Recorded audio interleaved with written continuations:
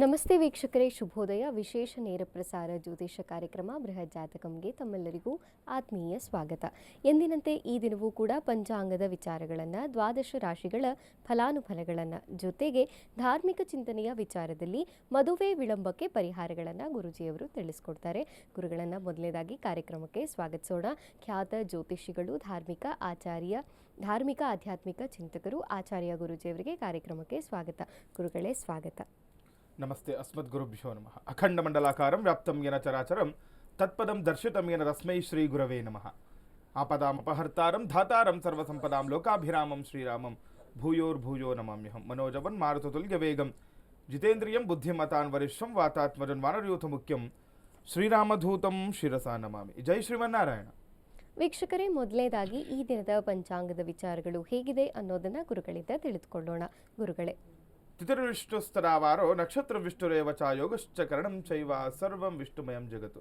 ತಿಥಿ, ವಾರ, ನಕ್ಷತ್ರ, ಯೋಗ ಮತ್ತು ಕರಣಗಳನ್ನೇ ನಾವು ಪಂಚಾಂಗಗಳು ಅಂತ ಹೇಳುವಂಥದ್ದು. ಯಾರೆಲ್ಲ ಪ್ರಾತಃ ಕಾಲಗಳಲ್ಲಿ ಈ ಪಂಚಾಂಗಗಳ ಶ್ರವಣವನ್ನು ಮಾಡ್ತಾರೆ, ಹಾಗೆ ಪಠಣವನ್ನು ಮಾಡ್ತಾರೆ, ಅವರಿಗೆ ಅನೇಕ ಫಲ ಸಿಗುವಂಥದ್ದು. ಆ ದಿನ ಅಭಿವೃದ್ಧಿಯ ಸಂಕೇತ ಕೂಡ ಇರುತ್ತೆ. ಈ ದಿನದ ಪಂಚಾಂಗವನ್ನು ನೋಡೋಣ. ಈ ದಿನ ವಿಶ್ವವಸುನಾಮ ಸಂವತ್ಸರ, ಉತ್ತರಾಯಣ, ಗ್ರೀಷ್ಮ ಋತು, ಆಷಾಢ ಮಾಸ. ಆಷಾಢ ಮಾಸದ ಕೃಷ್ಣ ಪಕ್ಷದ ಷಷ್ಠಿ ಈ ದಿವಸ ಬಂದಿರುವಂಥದ್ದು. ಬುಧವಾರ ಷಷ್ಠಿ ಆಗಿರುತ್ತೆ. ಇನ್ನು ಉತ್ತರಾಭಾದ್ರ ನಕ್ಷತ್ರ, ಶೋಭನಯೋಗ, ಗರ್ಜಕರಣವನ್ನು ಕೂಡ ನಾವು ಈ ಪಂಚಾಂಗಗಳಲ್ಲಿ ತಿಳ್ಕೊಬೋದಾಗಿದೆ.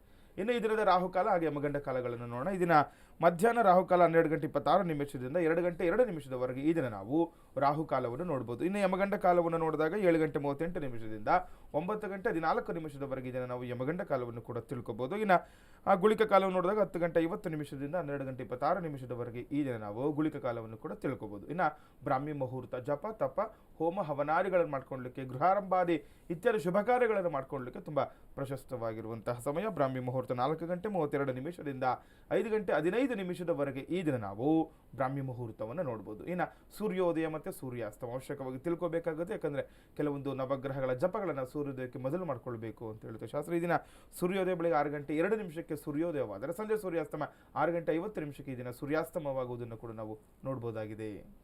ವೀಕ್ಷಕರೇ, ಪಂಚಾಂಗದ ವಿಚಾರಗಳನ್ನು ಗುರುಗಳಿಂದ ತಿಳಿದುಕೊಂಡಿದ್ದೇವೆ. ಇನ್ನು 12 ರಾಶಿಗಳ ಫಲಾನುಫಲ ಈ ದಿನ ಹೇಗಿದೆ ನೋಡೋಣ.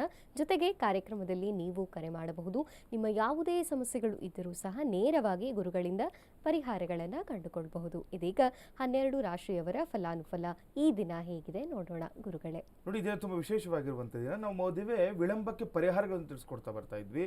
ಈ ದಿನ ನಾವು ಮಿಥುನ ರಾಶಿ ಅಥವಾ ಮಿಥುನ ಲಗ್ನದವರಾಗಲಿ ಅಥವಾ ಕನ್ಯಾ ರಾಶಿ ಕನ್ಯಾ ಲಗ್ನದವರಾಗಲಿ ಇವರಿಗೆ ಏನೆಲ್ಲ ಪರಿಹಾರಗಳನ್ನು, ಸರಳ ಪರಿಹಾರಗಳನ್ನು ಮಾಡಿಕೊಳ್ಬಹುದು ಅದನ್ನು ನಾನು ತಿಳಿಸ್ಕೊಡ್ದೆ. ಯಾಕಂದರೆ ಮಿಥುನ ರಾಶಿಗೂ ಮತ್ತು ಕನ್ಯಾ ರಾಶಿಯ ಅಧಿಪತಿ ಒಂದು ಬುಧ ಗ್ರಹ ಆಗಿರುತ್ತೆ. ಹಾಗಾಗಿ ಇವತ್ತು ಕೂಡ ಬುಧವಾರ ಆಗಿರೋದ್ರಿಂದ ತುಂಬ ವಿಶೇಷವಾಗಿರುವಂತಹ ಸರಳ ಪರಿಹಾರಗಳನ್ನು ತಿಳಿಸ್ಕೊಡ್ತೀನಿ ಮುಂದಿನ ಒಂದು ಇದರಲ್ಲಿ. ಆಗ ಅದ್ರ ಜೊತೆ ದ್ವಾದಶ ರಾಶಿಗಳು ಮೇಷ, ವೃಷಭ, ಮಿಥುನ, ಕಟಕ, ಸಿಂಹ, ಕನ್ಯಾ, ತುಲ, ವೃಶ್ಚಿಕ, ಧನಸ್ಸು, ಮಕರ, ಕುಂಭ ಮತ್ತು ಮೀನರಾಶಿ. ಈ 12 ರಾಶಿಗಳನ್ನೇ ನಾವು ದ್ವಾದಶ ರಾಶಿಗಳು ಅಂತ ಹೇಳುವಂಥದ್ದು. ಪ್ರಥಮ ರಾಶಿಯವರಿಗೆ ನೋಡಿ, ದಿನ ಏನೆಲ್ಲ ಅನುಕೂಲಗಳಿದೆ ಅಥವಾ ಅನಾನುಕೂಲಗಳಿದೆ ಎನ್ನುವಂಥದ್ದು. ಇದನ್ನು ಮೇಷರಾಶಿಯವರಿಗೆ ವ್ಯಾಪಾರ ವ್ಯವಹಾರದಲ್ಲಿ ಇದ್ದ ಸನ್ನಿವೇಶ ಮತ್ತೊಮ್ಮೆ ಎದುರಿಸಬೇಕಾಗುತ್ತೆ. ನೋಡಿ, ಯಾರೆಲ್ಲ ಈ ಮೇಷರಾಶಿಗಳಿದ್ದೀರ ಸ್ವಲ್ಪ ಗಮನದಲ್ಲಿ ಇಟ್ಕೊಳ್ಬೇಕು. ವ್ಯಾಪಾರ ಮಾಡುವಂಥವ್ರು ಅಥವಾ ಇಲ್ಲೊಂದು ಹತ್ರ ಕೆಲಸ ಮಾಡ್ತಾ ಇರ್ತೀರ, ಹಿಂದೆ ಏನೋ ಒಂದು ಸನ್ನಿವೇಶ ಆಗಿರುತ್ತೆ. ಕೆಲವೊಂದು ಶುಭ ಆಗಿರ್ಬೋದು, ಇನ್ನೊಂದು ಅಶುಭ ಆಗಿರ್ಬೋದು. ಮತ್ತೆ ಆ ಒಂದು ಸನ್ನಿವೇಶ ಮರುಕಳಿಸುವಂಥದ್ದೆಲ್ಲ ಆಗುತ್ತೆ. ಹಾಗಾಗಿ ಸ್ವಲ್ಪ ಎಚ್ಚರಿಕೆಯಿಂದ ಇರಬೇಕು. ಅದು ಒಳ್ಳೆಯದಾಗಲಿ ಅಥವಾ ಕೆಟ್ಟದ್ದಾಗಲಿ ವ್ಯಾಪಾರದಲ್ಲಿ ಎಚ್ಚರಿಕೆಯಿಂದ ಇರಬೇಕಾಗುತ್ತೆ. ಉದ್ಯೋಗದಲ್ಲಿ ಕೂಡ ಮುನ್ನೆಚ್ಚರಿಕೆಯಿಂದ ಕೆಲಸ ಕಾರ್ಯಗಳನ್ನು ದಿನ ಮೇಷರಾಶಿಯವರು ಮಾಡ್ಕೊಳ್ಬೇಕಾಗುತ್ತೆ. ಇನ್ನು ಧಾರ್ಮಿಕ ವಿಚಾರಗಳತ್ತ ಸೆಳೆತ ಕೂಡ ಆಗುವಂಥದ್ದು. ಒಂದು ಪೂಜೆ ಪುನಸ್ಕಾರಗಳಿಗೆ ಅಥವಾ ದೇವರ ಒಂದು ಪೂಜೆ ಪುನಸ್ಕಾರ ಮಾಡುವಂಥದ್ದು ಕಡೆ ಸೆಳೆತ ಹೆಚ್ಚಾಗುತ್ತೆ ಅಂತ ಹೇಳ್ತಾ ಇದೆ. ಏನಾದರೂ ನಿಮಗೆ ಅವಕಾಶಗಳಿತ್ತು, ಎಲ್ಲೋ ಒಂದು ಧಾರ್ಮಿಕ ತೀರ್ಥಕ್ಷೇತ್ರಗಳಿಗೆ ಭೇಟಿ ಕೊಡುವಂಥದ್ದಾಗಲಿ ಅಥವಾ ಯಾವುದೊಂದು ಮನೆಯಲ್ಲಿ ಇಷ್ಟದೇವರ ಅಥವಾ ಕುಲದೇವರ ಅಥವಾ ಆರಾಧನೆ ಮಾಡುವಂತಹ ದೇವರನ್ನ ಇದನ್ನ ಪೂಜೆ ಮಾಡುವಂಥದ್ದು ಅಥವಾ ಯಾವುದೋ ಒಂದು ಅರ್ಚನೆ ಮಾಡುವಂಥದ್ದು ಇದ್ರೂ ಕೂಡ ಇವತ್ತು ಮಾಡ್ಕೊಳ್ಬೋದು. ನಿಮಗೆ ಅನುಕೂಲ ಕೂಡ ಇರುವಂಥದ್ದು ಮೇಷರಾಶಿಯವರಿಗೆ. ಇನ್ನು ವೃಷಭ ರಾಶಿಯವರಿಗೆ ನೋಡೋಣ. ಇದನ್ನು ಹೊಸ ವಸ್ತು ಖರೀದಿ ಸಾಧ್ಯತೆ ಇರುವಂಥದ್ದು. ಯಾರೆಲ್ಲ ವೃಷಭ ರಾಶಿಗಳಿದ್ದರೆ ಹೊಸದಾಗಿ ಏನಾದರೂ ಇವತ್ತು ವಸ್ತು ಖರೀದಿ ಮಾಡಬೇಕು ಅಂದ್ಕೊಂಡಿದ್ರೆ ಇವತ್ತು ಮಾಡ್ಕೊಳ್ಬೋದು ಅಂತ ಹೇಳ್ತಾರೆ. ಸಾಧ್ಯತೆ ಕೂಡ ಒಂದು ಜಾತಕ ಫಲದಲ್ಲಿ ಇದೆ ಇವತ್ತು. ಇನ್ನು ಅನವಶ್ಯಕ ಕೆಲಸ ಕಾರ್ಯಗಳಲ್ಲಿ ತೊಡಗುವುದು ಬೇಡ ಅಂತ ಹೇಳ್ತಾ ಇದೆ. ನಿಮಗೆ ಬೇಡವಾದ ಕೆಲಸಗಳು ಅನವಶ್ಯಕ ಅಂತ ಹೇಳ್ತಾರೆ. ಬೇಕಾಗದಲ್ಲೇ ಇರುವಂತಹ ಕೆಲಸ ಕಾರ್ಯಗಳ ಕಡೆ ಗಮನವನ್ನು ಕೊಡಬೇಡಿ. ಇವತ್ತು ಬೇಕಾಗದ ಕೆಲಸಗಳ ಮಾಡುವ ಅವಶ್ಯಕತೆ ಕೂಡ ಇವತ್ತಿರೋದಿಲ್ಲ. ಅದರಿಂದ ಅನಾನುಕೂಲ ಉಂಟಾಗುತ್ತೆ ಅಂತ ಹೇಳುತ್ತೆ.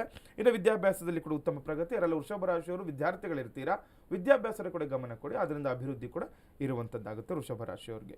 ಇನ್ನು ಮಿಥುನ ರಾಶಿಯವರಿಗೆ ನೋಡಿದಾಗ ವಿವಾಹಕ್ಕೆ ಸೂಕ್ತ ವಯಸ್ಸಿನವರಿಗೆ ಅಂದುಕೊಂಡ ರೀತಿಯಲ್ಲಿ ಮದುವೆ ಆಗುತ್ತೆ ಅಂತ ಹೇಳ್ತಾ ಇದೆ. ಯಾರೆಲ್ಲ ನೋಡಿ ಮಿಥುನ ರಾಶಿಗಳಿದ್ದೀರಾ, ಮದುವೆ ವಿಚಾರವನ್ನು ಮಾಡ್ಕೊಳ್ತಾ ಇದ್ದೀರಾ, ಸೂಕ್ತ ವಯಸ್ಸಿನವರು ಮನೇಲಿ ಏನೋ ಮದುವೆ ಕಾರ್ಯ ಮಾಡಬೇಕು ಅಂದ್ಕೊಳ್ತಾ ಇರ್ತಾರೆ, ಆ ಮದುವೆ ವಿಚಾರವಾಗಿ ನಿಮಗೆ ಅನುಕೂಲಕರವಾದ ದಿನ ಅಂತ ಹೇಳ್ತಾರೆ. ಯಾಕೆ ಮುಂದಿನ ಶ್ರಾವಣ ಮಾಸಗಳು ಬರ್ತಾ ಇರೋದ್ರಿಂದ ನಿಮಗೆ ಮದುವೆ ವಿಚಾರದಲ್ಲಿ ಏನಾದರೂ ಅಡೆತಡೆಗಳು ಹಿಂದೆ ಇದ್ರೂ ಕೂಡ ಅವೆಲ್ಲವೂ ಕೂಡ ನಿವಾರಣೆ ಆಗುವಂಥದ್ದಾಗುತ್ತೆ.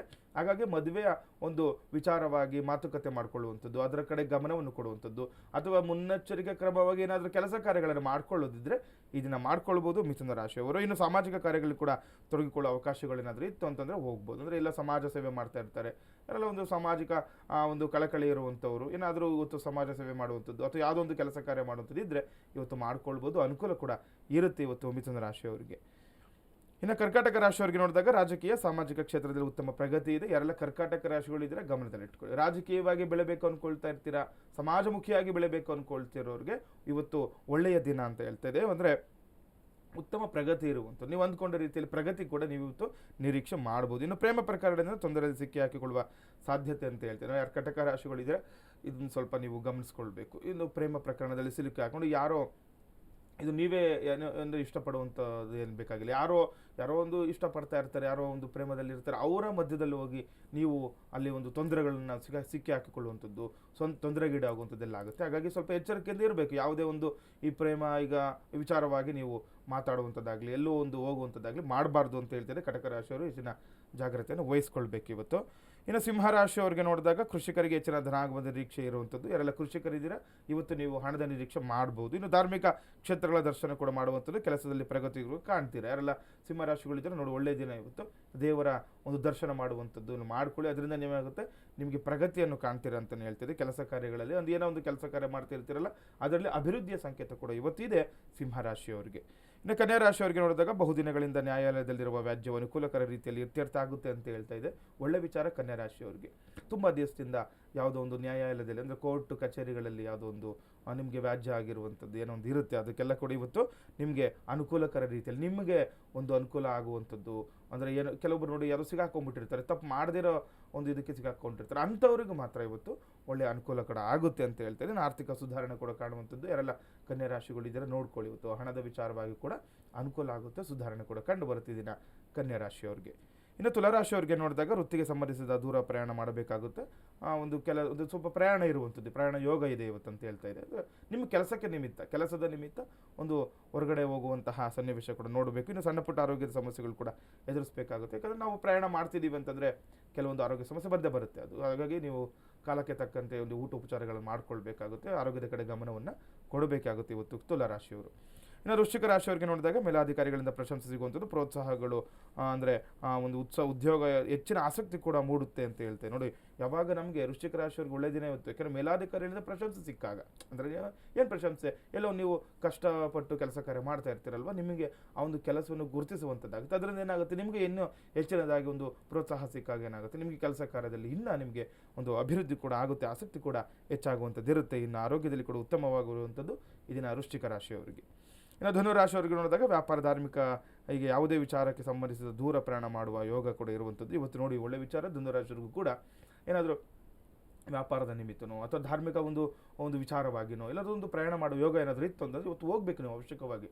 ನೋಡಿ ಯಾರೋ ಒಬ್ಬರು ಕರಿತಿರ್ತಾರೆ, ಎಲ್ಲೊಂದು ಒಳ್ಳೆ ಶುಭ ಕಾರ್ಯ ಆಗ್ತಾ ಇರುತ್ತೆ, ನಿಮಗೆ ಆ ಥರ ಏನಾದರೂ ನಿಮಗೆ ಯಾರಾದರೂ ಕರೆದ್ರು ಅಂದರೆ ಅಲ್ಲಿ ಹೋಗಿ, ನಿಮಗೆ ಅನುಕೂಲ ಆಗುತ್ತೆ. ಅದರಿಂದ ಒಳ್ಳೆಯ ಸುದ್ದಿ ಕೂಡ ಕೇಳ್ತೀರಾ. ಇನ್ನು ಉದ್ಯೋಗ ಸ್ಥಳದಲ್ಲಿ ಉದ್ವಿಗ್ನ ವಾತಾವರಣ ಇರುವಂಥದ್ದು, ಅಂದರೆ ಧನುರಾಶಿಯವರು ಗಮನದಲ್ಲಿ ಇಟ್ಕೊಳ್ಳಿ. ಇಷ್ಟ ಏನಿಲ್ಲ, ನೀವು ಇಲ್ಲೊಂದು ಕೆಲಸ ಮಾಡ್ತಿರ್ತಾರೆ, ಯಾವುದೋ ಒಂದು ವಿಚಾರಕ್ಕೆ ಸ್ವಲ್ಪ ಉದ್ವಿಗ್ನತೆ ಆಗುತ್ತೆ, ಏನೋ ಒಂದು ವಿರಸ ಆಗುವಂಥದ್ದಲ್ಲಿರುತ್ತೆ. ಹಾಗಾಗಿ ಮುನ್ನೆಚ್ಚರಿಕೆ ಆಗಿರಬೇಕಾಗುತ್ತೆ, ಎಚ್ಚರಿಕೆಯಿಂದ ಜಾಗೃತರಿಂದ ಇರಬೇಕು. ಮಾಡುವಂಥ ಕೆಲಸ ಕಾರ್ಯದಲ್ಲಿ ಮುಂಜಾಗ್ರತೆ ಕ್ರಮಗಳನ್ನು ತೆಗೆದುಕೊಂಡು ಮಾಡ್ಕೊಳ್ಳಿ, ಧನುರಾಶಿಯವರಿಗೆ ಅನುಕೂಲ ಆಗುತ್ತೆ.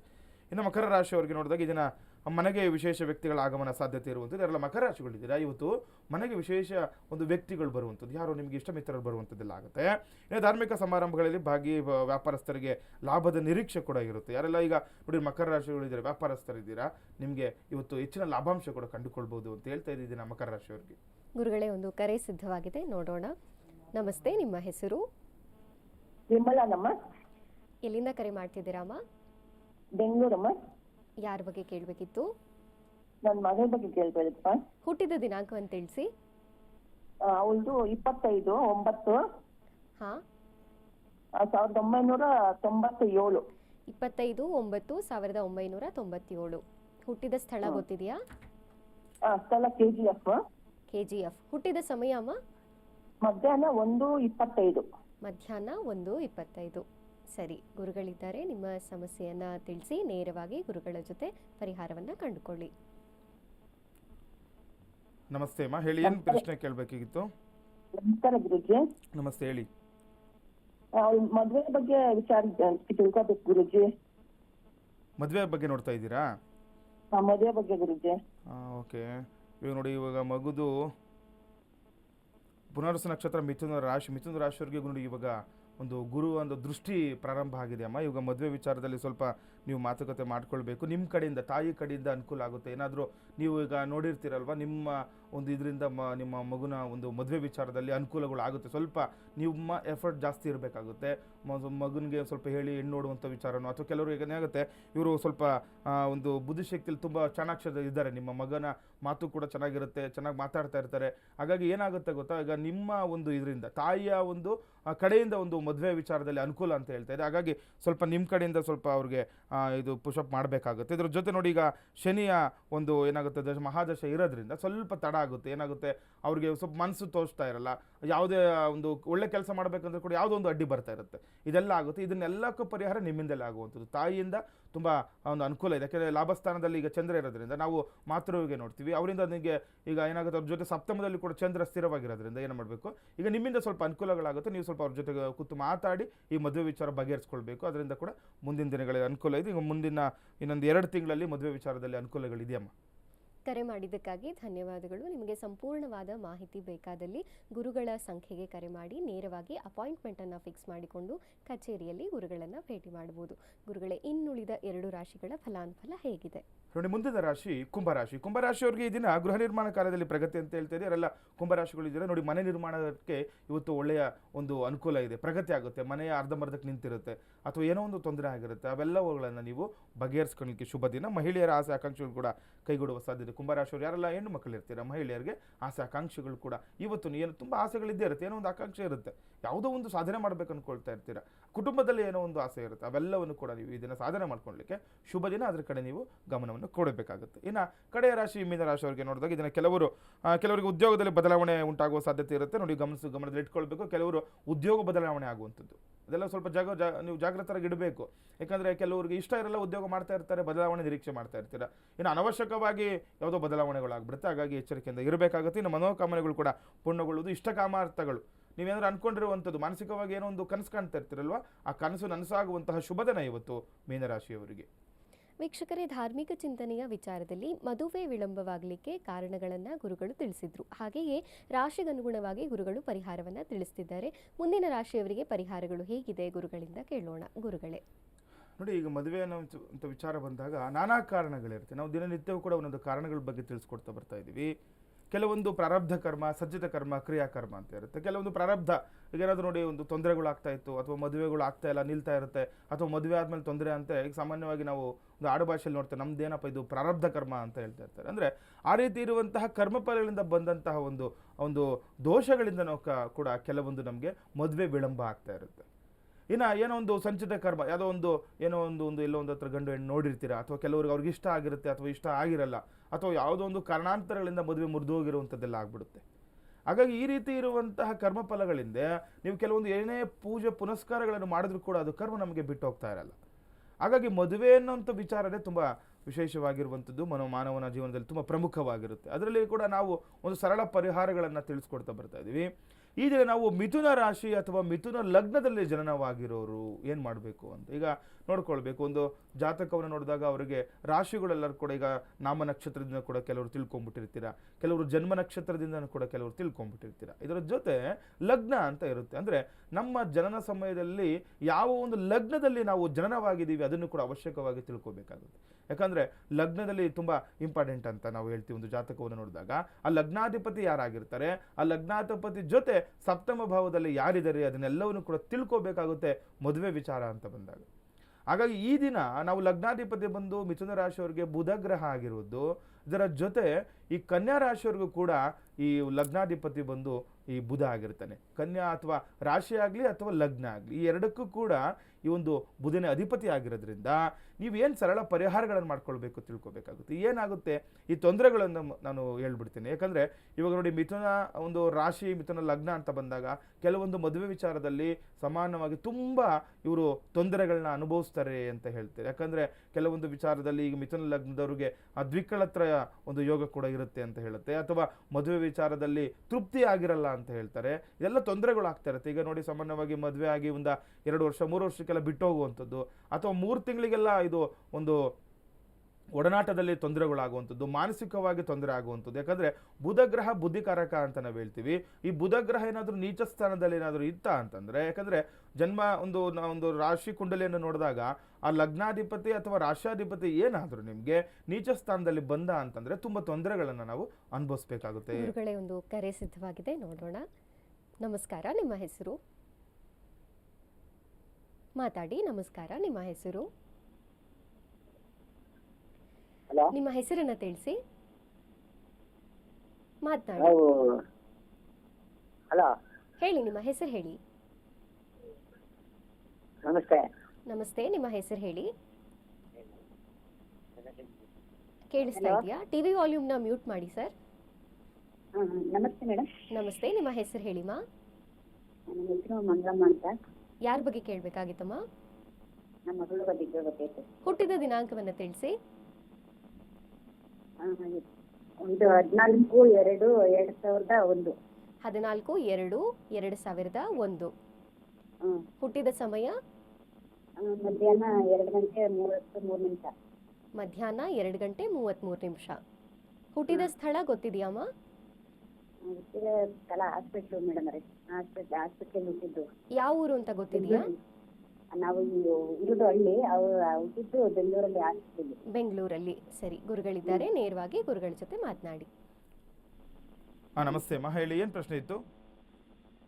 ನಮಗೆ ಸ್ವಲ್ಪ ಆರೋಗ್ಯದ್ದು ಸರಿ ಇರಲ್ಲ ನನ್ನ ಮಗಳಿಗೆ. ಹೌದು ನೋಡಿ, ಈಗ ಲಗ್ನದಲ್ಲಿ ರಾಹು ಇರೋದ್ರಿಂದ ನಾವು ಸಾಮಾನ್ಯವಾಗಿ ಒಂದು ಜಾತಕವನ್ನು ನೋಡಿದಾಗ ರಾಹು ಮತ್ತು ಕೇತು ಗ್ರಹಗಳ ಒಂದು ನೀಚ ಸ್ಥಾನದಲ್ಲಿ ಬಂದಾಗ ಅಥವಾ ಲಗ್ನದಲ್ಲಿದ್ದಾಗ, ಯಾಕಂದರೆ ಆರೋಗ್ಯ ಸಮಸ್ಯೆ ತುಂಬ ಕಾಡುತ್ತೆ ಅಂತ ಹೇಳ್ತಾ ಇದೆ. ಹಾಗಾಗಿ ನೀವು ಒಂದು ಸದರಿ ಈಗ ಕುಕ್ಕೆ ಸುಬ್ರಹ್ಮಣ್ಯನೋ ಅಥವಾ ಈ ಘಾಟಿ ಸುಬ್ರಹ್ಮಣ್ಯನೋ ಅಥವಾ ಯಾವುದೋ ಒಂದು ಕ್ಷೇತ್ರ ದರ್ಶನವನ್ನು ಮಾಡಿಸಿ. ಯಾಕೆಂದರೆ ಆರೋಗ್ಯ ಸಮಸ್ಯೆ ನೀವು ಎಷ್ಟು ಹಾಸ್ಪಿಟಲ್ಸ್ಗೆ ಹೋದ್ರೂ ಕೂಡ ಇದೊಂದು ಕೆಲವೊಂದು ಪರಿಹಾರಗಳಾಗಲ್ಲ. ಆಗ ಅದ್ರ ಜೊತೆ ನೀವೇನು ಮಾಡಿ, ಒಂದು ಈಗ ರಾಹು ಮತ್ತು ಕೇತುಗಳು ನಾವು ಸಾಮಾನ್ಯವಾಗಿ ಹಿಂದಿನ ಒಂದು ಸಂಚಿಕೆಗಳೆಲ್ಲ ಹೇಳಿದ್ದೀವಿ, ರಾಹು ಮತ್ತು ಕೇತುಗಳಿಗೆ ಏನೆಲ್ಲ ಒಂದು ಪರಿಹಾರಗಳು ಮಾಡ್ಕೊಳ್ಬೇಕು ಅಂತ. ರಾಹು ಮತ್ತು ಕೇತುಗಳಿಗೆ ಆ ಒಂದು ಧಾನ್ಯಗಳನ್ನು ನೀವು ಈಗ ಏನಾದರೂ ಉದ್ದಿನ ಕಾಳನ್ನು ನೀವು ದಾನ ಮಾಡುವಂಥದ್ದು ಮಾಡ್ಕೊಂಡಾಗ ನಿಮ್ಗೇನಾಗುತ್ತೆ, ಉದ್ದಿನ ಒಂದು ಬೇಳೆ ಅಲ್ಲ, ಉದ್ದಿನ ಕಾಳು ದಾನ ಮಾಡಬೇಕಾಗುತ್ತೆ.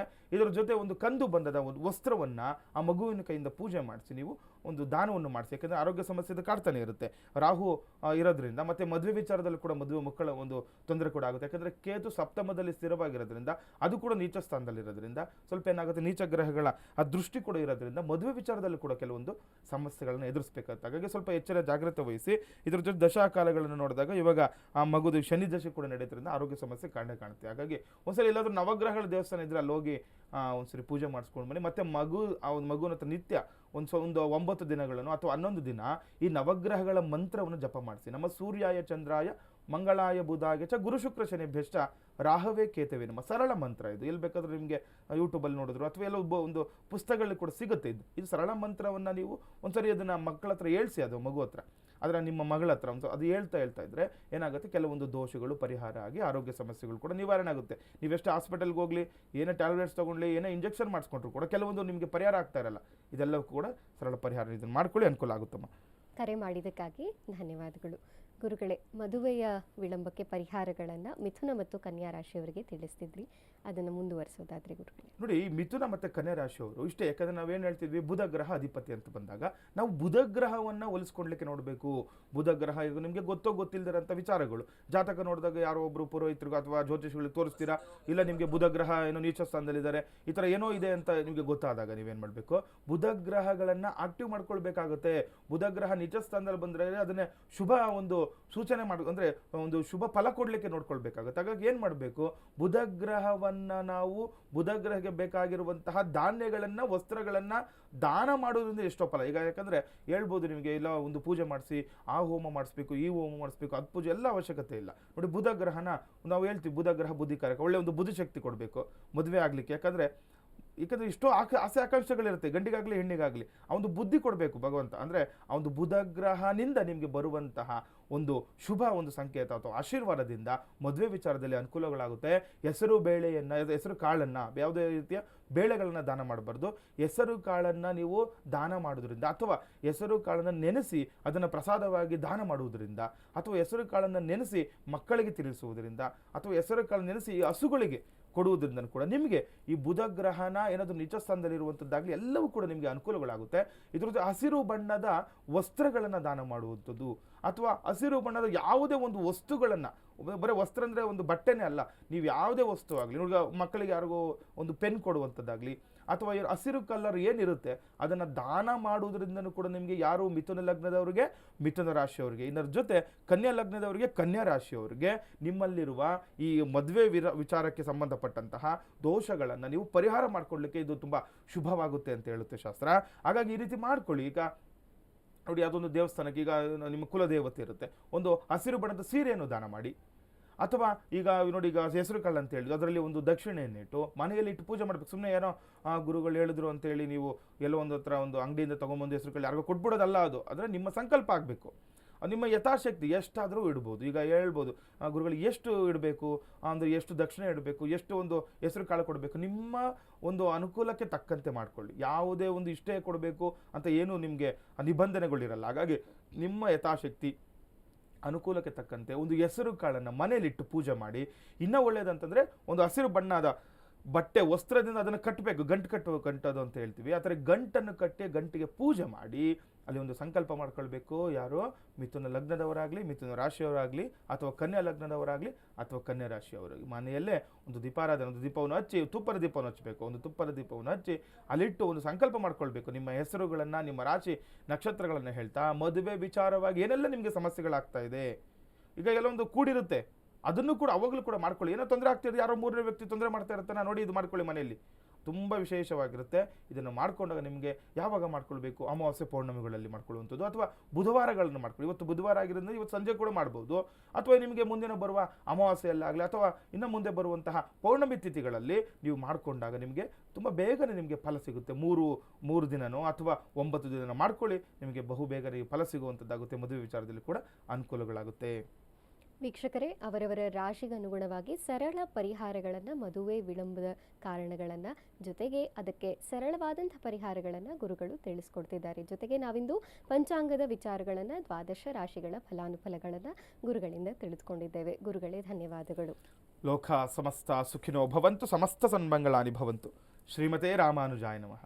ವೀಕ್ಷಕರೇ, ನೀವು ಕೂಡ ಗುರುಗಳನ್ನು ನೇರವಾಗಿ ಭೇಟಿ ಮಾಡಬಹುದು. ಸ್ಕ್ರೀನ್ ಮೇಲೆ ಕಾಣ್ತಿರುವಂತಹ ಗುರುಗಳ ಸಂಖ್ಯೆಗೆ ಕರೆ ಮಾಡಿ ಅಪಾಯಿಂಟ್ಮೆಂಟನ್ನು ಫಿಕ್ಸ್ ಮಾಡಿಕೊಂಡು ಬೆಂಗಳೂರಿನ ಅಂಚೆಪಾಳ್ಯದ ಅವರ ಕಚೇರಿಯಲ್ಲಿ ಭೇಟಿ ಮಾಡಿ ವಾಸ್ತು ದೋಷಗಳಿಗೆ ಪರಿಹಾರಗಳನ್ನು, ಹಾಗೆ ಶುಭ ಸಮಾರಂಭಗಳಿಗೆ, ಪೂಜಾದಿ ಕೈಂಕರ್ಯಗಳಿಗೆ, ಹೋಮ ಹವನಾದಿಗಳಿಗೆ, ಅಲ್ಲದೆ ನಿಮ್ಮ ಯಾವುದೇ ಸಮಸ್ಯೆಗಳು ಇದ್ದರೂ ಸಹ ಗುರುಗಳಿಂದ ನೇರವಾಗಿ ಪರಿಹಾರಗಳನ್ನು ಕಂಡುಕೊಳ್ಳಬಹುದು. ಇದಾಗಿತ್ತು ಈ ಹೊತ್ತಿನ ವಿಶೇಷ ಜ್ಯೋತಿಷ್ಯ ನೇರ ಪ್ರಸಾರ ಕಾರ್ಯಕ್ರಮ ಬೃಹತ್ ಜಾತಕಂ. ಮತ್ತೆ ಮುಂದಿನ ಸಂಚಿಕೆಯಲ್ಲಿ ಭೇಟಿಯಾಗೋಣ. ನೋಡ್ತಾ ಇರಿ ಅಶ್ವವೇಗ ಸುದ್ದಿವಾಹಿನಿ. ಇದು ಸತ್ಯಾನ್ವೇಷಣೆಯ ಓಟದಲ್ಲಿ.